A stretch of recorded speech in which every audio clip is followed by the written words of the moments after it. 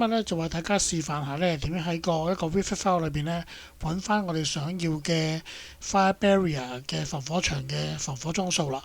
咁首先咧，我哋明白到咧就係防火要求啦，譬如石屎牆身呢度100口嘅就係等於2個鐘頭，咁所以咧我哋而家揾翻一個100口嘅石屎牆身出嚟啦。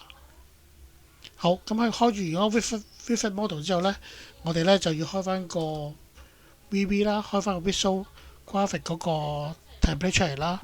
好啦，咁我哋喺 filter 裏邊熄咗一啲冇相關嘅嘢先。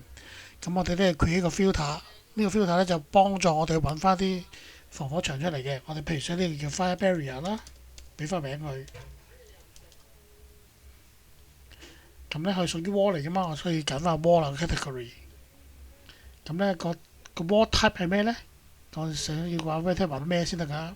梗係揾到 wall type 啦。咁啊，譬如 wall type name，咁可以佢係頭先講100口嘛，咁佢一定有100呢個字啊。咁 contain 100，咁我哋 create 咗啦。咁加翻落個 filter 度先，加翻落呢個 filter 度。頭先揀咗 fire barrier，咁揾翻 fire 啦，加翻落去。好啦，令到我哋容易啲分辨出嚟嗰埲牆咧，我哋俾啲顏色佢咯。咁所以咧，我哋譬如揀紅色，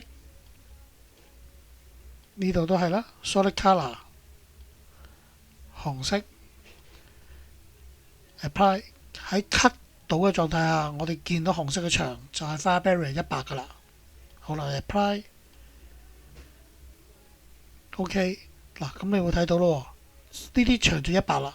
咁我哋就可以用呢啲 information 咧，同地盤夾一夾翻，究竟呢啲牆咧100口就係2個鐘頭啦。